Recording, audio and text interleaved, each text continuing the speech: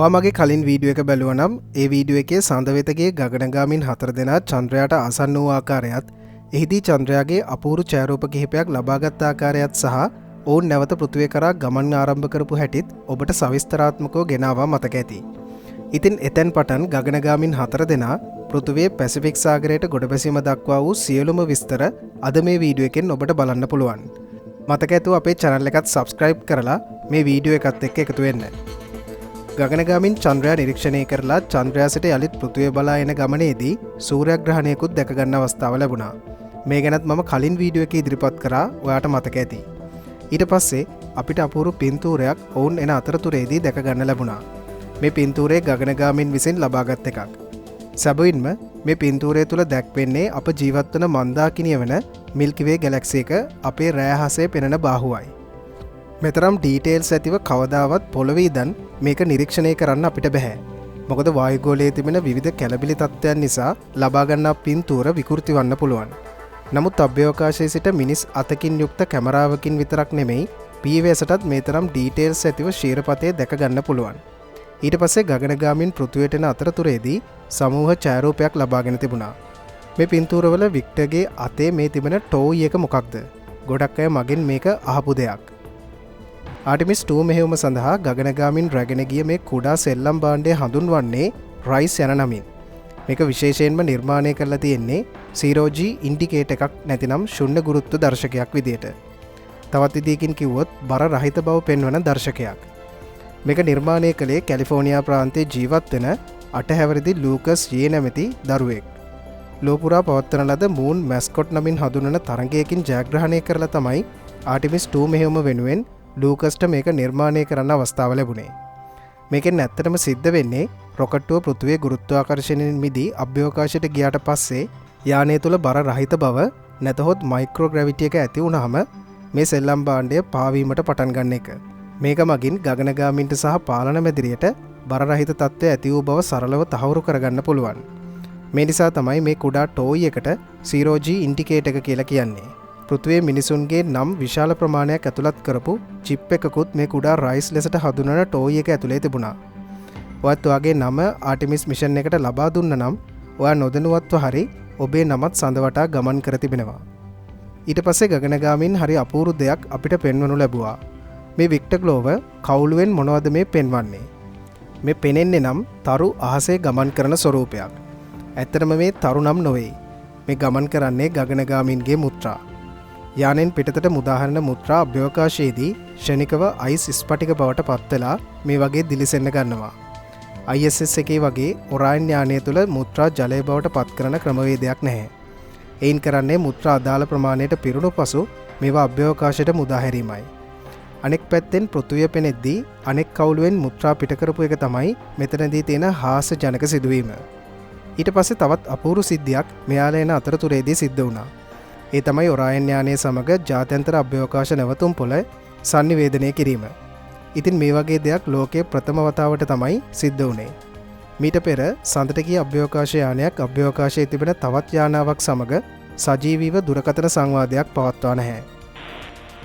Integrity, this is the International Space Station. How do you hear?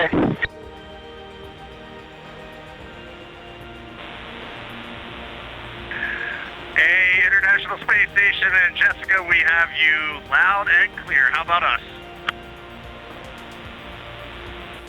We have you loud and clear as well, and we have DME TV up, so we have a view of you right now, and it is making us so excited. We feel like you're here with us, and this is really just making our entire week right now. මේකත් ලෝකයේ ප්‍රථම වරට සිද්ධ වෙච්ච දෙයක් විදිහට තමයි ඉතිහාස පොතට එක්ුණේ. දැන් මේක අහලා ඔයාලා හිතයි ඇපොලෝ සඳගමන එහෙනම් බොරුවක් කියලා. ඇත්තටම නැහැ. ඒ කාලේ ISS එකක් නිර්මාණය කරලා තිබුණේ නැති නිසා මේ වගේ sannivedanayak පවත්වා ගන්න කිසිම හැකියාවක් තිබුණේ නැහැ. ඉතින් ටිකෙන් ටික ගගනගාමීන් පෘථිවියට ලංවීම සිදු වුණා. මේ පෙනෙන්නේ යානයේ කැමරා පද්ධතියට පෘථිවිය අඩසඳක් ලෙසින් පෙනෙන ආකාරයයි. මේ ආකාරයට කාලය ගත වී යද්දී ගගනගාමීන් ගොඩබසින දිනේ ලං වුණා. හොඳින් බලන්න දැන් අපේ පෘථිවිය කොතරම් විශාලව යානයේ කැමරා පද්ධතියට පෙනෙනවද කියලා. ඉතින් අප්‍රේල් මස 11 වෙනිදා පෙරවරු 4ට නාසා ආයතනයේ නිල සජීවී විකාශය ආරම්භ වුණා. And good day from the Artemis Flight Control Room here at the Johnson Space Center in Houston, where the entry flight control team is on duty at this hour, led by Flight Director Rick Henfling, joined on console with the voice you'll hear talking to the crew throughout the course of the day. That is Jackie Mahaffey, second from your left. මේවාට පෙනෙන්නේ ගොඩ බැසීමට පෙර ගගනගාමින් 4 දෙනා යානයේ පාලන පූර්ව දෙස බලා සිටින ආකාරය. කොටිම කිව්වොත් ගොඩ බැසීමට මේ අයට කිසිවක් කරන්න නැහැ. යානයේ තිබෙන පරිගණක පද්ධතියෙන් තමයි මේ ගොඩ බැසීම සම්පූර්ණයෙන්ම සිද්ධ කරන්නේ. මේ අයට තියෙන්නේ නිදහසේ ගොඩ බසින තෙක් වාඩි වී ඉන්නට විතරයි. හැබැයි මේක හිතන තරම් ලේසි දෙයක් නොවේ. මේ වීඩියෝ දර්ශන තුලින් ඔබට පෙනෙන්නේ යානයේ ගොඩ බැසීමට නියමිත සාගර කලාපය. ඒ වගේම ගගනගාමීන්ව නිරුපද්‍රිතව යානෙන් ඉවතට ගැනීම සඳහා රෙකවරි ෂිප් එක පැමිණ ඇති ආකාරය මෙහි දක්නට ලැබෙනවා. ඔයාලට පෙනෙනවා ඇති යානයේ පෘථුවියට දැන් ඉතාමත් ආසන්න වී තිබෙන ආකාරය. මේ පෙනෙන සම්පූර්ණ යානයම ගොඩබෑම සිදු කරන්නේ නැහැ. යානයේ පවතින මේ ඉහළින් නැති ක්‍රූ කැප්සියුල් එක පමණයි ගොඩබෑම සඳහා පෘථිවි වායුගෝලයට ඇතුළු වීම සිදුවන්නේ. මෙහි තමයි ගගනගාමින් 4 දෙනා රැඳී සිටින්නේ. අනෙක් කොටසේ තමයි යානයට මෙතුවක් කල් අවශ්‍ය ඉන්ධන විදුලි බලය සහ රොකට් එන්ජින් යන සියල්ල සම්බන්ධ වී තිබුණේ. ඉතින් තවදුරටත් එම කොටස නැතිනම් සර්විස් මොඩියුල් එක අවශ්‍ය නොවන නිසා ඒ වායුගෝලයට ඇතුළු වීමට කලින් ඔරායන් ක්‍රූ කැප්සියුල් එකෙන් වෙන් කිරීම සිද්ධ වෙනවා. මේ වීඩියෝ දර්ශනය තුලින් පෙනෙන්නේ එලෙස කොටස් දෙක වෙන්වන අවස්ථාව. දැන් ඔරායන් යානයේ සම්පූර්ණයෙන්ම ගොඩ බැසීම සඳහා සියල්ල සූදානම්. මේ ලැබෙන දර්ශන ඔරායන් කැප්සියුලේ ඇතුළත කැමරා මගින් ලැබෙන සජීවී දර්ශනයි. යානයේ වායුගෝලයට ඇතුළු වන්නේ ඉතාමත් අධික වේගයකින්. කොතරම් වේගයක් තිබෙනවද කිව්වොත් පැයට කිලෝමීටර 40000ක් පමණ වේගයක් මේ ආකාරයට වායුගෝලයට ඇතුළු වන විට යානයට ලැබෙනවා. ඒකට හේතුව තමයි යානයේ දැවැන්ත දුරක සිට පෘථුවියට පැමිණීම. ඉතින් ඔරායන් යානයේ කෙලින්ම වායුගෝලයට ඇතුළු වුණොත් ඇතිවන අධික පීඩනය සහ තාපය දරා ගැනීමට අපහසුයි. ඒ නිසා ඔරායන් යානයේ මුලින්ම වායුගෝලයේ ඉහළ ස්තරයට ඇතුළු වෙලා හරියට වතුර මතු පිටට ගලක් පතිත වෙනවාක් මෙන් නැවත මදක් ඉහළට විසවී ගොස් දෙවන වරට තමයි සම්පූර්ණයෙන්ම වායුගෝලයට ඇතුළු වීම සිද්ධ කරන්නේ. මේ ආකාරයට වායුගෝලයට ඇතුළු වීම නාසා ආයතනය හඳුන්වන්නේ ස්කිප් රීඑන්ට්‍රි එකක් විදියටයි. මේකෙන් ගගනගාමීන්ට දැනෙන ගුරුත්වාකර්ෂණ පීඩනය අඩු වෙනවා වගේම යානයේ පතිත වෙන ස්ථානයේ නිවැරදිව පාලනය කරන්නත් පුළුවන්. මේ සමගම ඔරායන් යානය පහළට එද්දී වායුගෝලයේ ඝන ස්තර ස්පර්ශ කිරීමෙන් ඇතිවන ඝර්ෂණය නිසා යානයේ වටා ඇති වායුන් ප්ලාස්මා තත්ත්වයට පත් වෙනවා. අන්න ඒ අවස්ථාවේදී තමයි යානයේ පහළට පැමිණෙන එක ගිනි බෝලයක් ලෙසින් පෙනෙන්නේ. හැබැයි මේක සජීවී විකාශයේදී අපට දැක ගන්න අවස්ථාව ලැබුණේ නැහැ. මොකද මේ මොහොත වෙද්දී ඇතිවන ප්ලාස්මාව නිසා යානයේ සමග තිබෙන sannivedanaya ගිලිහී යන්න පුළුවන්. මෙහිදී යානයේ පතුලේ ඇති තාපාවරණය දැවැන්ත උෂ්ණත්වයකට රත් වෙනවා. මේ උෂ්ණත්වය සම්පූර්ණයෙන්ම දරා ගැනීම සිද්ධ වෙන්නේ යානය තුළට සම්බන්ධ කර ඇති තාපාවරණය මගින්. මේ නිසා ගගනගාමීන්ට කිසිදු අපහසුතාවයක් මේ මොහොතේදී දැනෙන්නේ නැහැ. නමුත් ගුරුත්වය නම් 5 ගුණයක් පමණ දැනෙන නිසා ඒන් ලැබෙන අපහසුව මේ මොහොතේදී තිබෙනවා. මේ විදිහට යානය පහළට ආවට පස්සේ යානයේ පැරෂුට් පද්ධතිය ක්‍රියාත්මක කරන්න ඕනේ. මුලින්ම තිබෙන්නේ යානයේ මුදුනේ ඇති ආවරණය නැතහොත් ෆෝවර්ඩ් බේ කවර් එක ඉවත් කිරීම. මේ වීඩියෝව හොඳින් බැලුවොත් ඉවත් වන ආකාරය අපට පැහැදිලිවම දැක ගන්න පුළුවන්.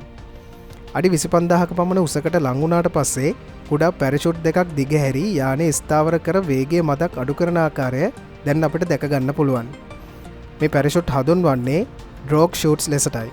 හැබැයි මේ පැරෂුට් වලින්ම යානයේ වේගය සම්පූර්ණයෙන්ම අඩාල කරන්න බෑ. ඒකට දැන් මේ දිගහරින මේන් පැරෂුට් තුනත් අවශ්‍ය වෙනවා.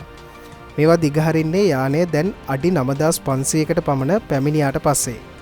මේ පැරෂුට් මගින් යානයේ වේගය පැයට සැතපුම් 20ක් දක්වා අඩු කරන්න පුළුවන්. ඉන් අනතුරුව ඓතිහාසික ගමනක් නිමා කරලා ගගනගාමින් 4 දෙනා රැගත් ඔරායන් යානය සාර්ථකව පැසිෆික් සාගරයට පතිත වුණේ මෙන්න මේ විදියටයි. ඊට පස්සේ යානයේ මුහුද මැද කෙලින් තබා ගන්න අවශ්‍ය නිසා යානයේ උඩින් කුඩා බැලුන් කිහිපයක් පිම්බී තිබෙන ආකාරය දැන් ඔබට පෙනෙනවා. මෙහෙම යානයේ සාගරයට ගොඩ බැස්ස ගමන් ගගනගාමීන්ට ඉවතට එන්න බෑ. කොටින්ම කිව්වොත් යානයේ දොර ඇතුලෙන් විවෘත කරන්නත් බෑ. මේ සඳහා රෙකවරි කණ්ඩායම එනකම් ඇතුළට වෙලා ගගනගාමින් 4 දෙනාට ඉන්න වෙනවා.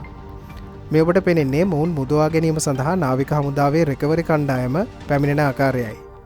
ඔවුන් පැමිණ විශාල කාලයක් ගෙවී ගියාට පස්සේ තමයි යානයේ දොර විවෘත කරලා ගගනගාමින් 4 දෙනාව ඉවතට ගැනීම සිද්ධ වුණේ. මොකද මොවුන්ට විශාල වේලාවක් ගත වුණේ යානෙන් විෂවායුන් කාන්දු වෙනවද සහ ගගනගාමින් සුවෙන් ඉන්නවද කියලා තහවුරු කරගන්න අවශ්‍ය වන නිසා. මේ ඔබට පෙනෙන්නේ එක් ගගනගාමයා බැගින් රෙකවරි කණ්ඩායම ඔරායන් යානයෙන් ඔවුන්න බෝට්ටුවකට දමාගන්න ආකාරය. මේ විදිහට මේ 4 දෙනාව බෝට්ටුවට දමාගත්තට පස්සේ එම ස්ථානයට හෙලිකොප්ටරයක් පැමිණීම සිදු වුණා. ඔවුන් මේ හෙලිකොප්ටරයෙන් තමයි මින් අනතුරුව රැගෙන යාම සිදු කරන්නේ. මේ සඳහා හෙලිකොප්ටර් දෙකක් භාවිතා කරන ආකාරය දැන් අපට දැක ගන්න පුළුවන්. එක හෙලිකොප්ටර් එකකට වික්ටර් සහ ක්‍රිස්ටිනාව දමාගත්තා. අනෙක් හෙලිකොප්ටර් එකට දමාගත්තේ ජෙරමි සහ මෙහෙයුමේ අනදෙන නිලධාරියා වූ රීඩ් වයි. මේ හෙලිකොප්ටර් දෙකම MH-60H Seahawk කාණ්ඩයට අයත් වන හෙලිකොප්ටර් දෙකක්. දැන් මේ 4 දෙනාම රැගෙන යන්නේ පැසිෆික් සාගරයේ පවතින දැවැන්ත නෞකාවක් වන USS John P. Murtha නම් නෞකාව වෙතට. මේ ඔබට පෙනෙන්නේ දැන් හෙලිකොප්ටර් දෙකම ගගනගාමින් 4 දෙනාත් සමගින් ගොඩබා තිබෙන ආකාරය. ඉතින් මෙයාලා දින 10ක් පමණ අභ්‍යවකාශයේ හිටපු හින්දා දැනට ඇවිදගෙන යාමේ හැකියාවක් තිබෙනවා. නමුත් මාස 6ක් වැනි කාලයක් ISS එක වගේ තැනක හිටියොත් මෙයාලට මේ විදිහට ඇවිද යන්න බෑ. ඒක දන්න අය පහලින් කමෙන්ට් එකක් දාන්න. ඉතින් මෙන්න මේ විදිහට තමයි මේ අපූර්ව වීරයින් 4 දෙනා සඳ ආසන්නයට ගොස් යළිත් පෘථුවියට පැමිණීම සිද්ධ වුණේ. මේ වීඩියෝ එක හොඳයි නම් අපේ channel එක subscribe කරලා යන්නත් අමතක කරන්න එපා. එහෙනම් අපි ඊළඟ වීඩියෝ එකෙන් හමු වෙමු. එතෙක් ඔබට සුබ දවසක්.